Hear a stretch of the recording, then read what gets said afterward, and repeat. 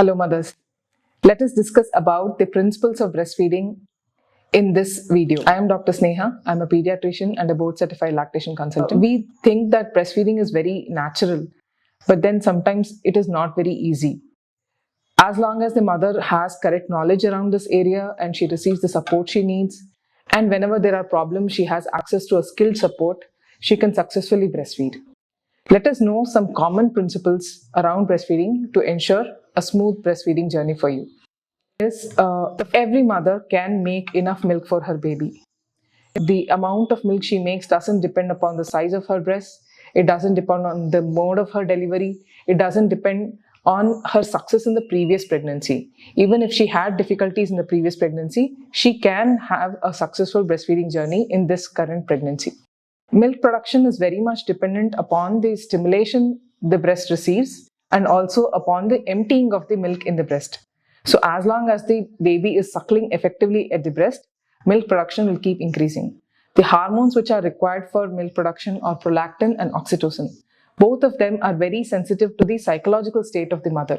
So it is important to take care of the mother's well-being, her stress levels, her sleep, while also ensuring good stimulation at the breast. When I mean good stimulation, it means feeding the baby often and feeding effectively. That means the baby should be allowed to suckle at the breast whenever she is hungry and not go by a specific schedule. Babies often feed very irregularly, sometimes within half an hour of the last feed, sometimes within 2 hours of the feed.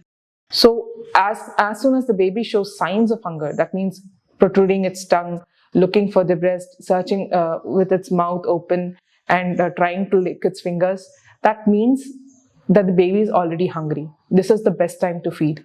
Do not wait for the 2-hour or 3-hour recommendation. Babies take a minimum of 8 feeds in a day and can often feed for short, frequent feeds multiple times in a day.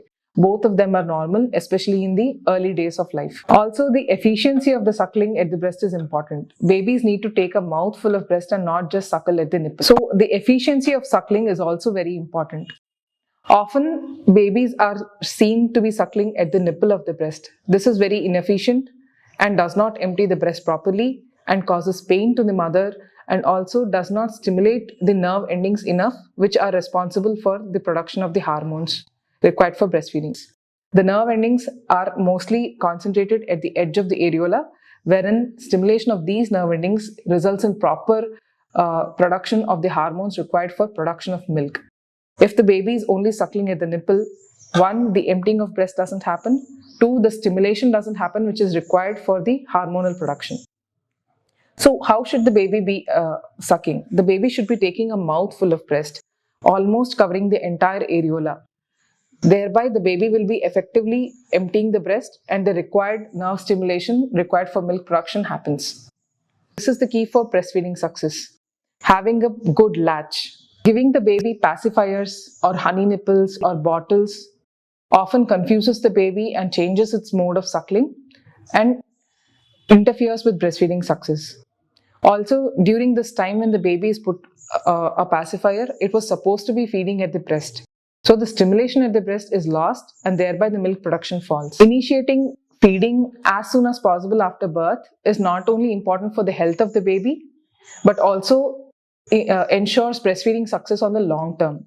Research shows that those who have been initiated in the first hour of life are more likely to continue feeding effectively at 6 months, at 2 years also. The mother needs to offer one breast fully and let it get emptied before she switches the baby to the other breast.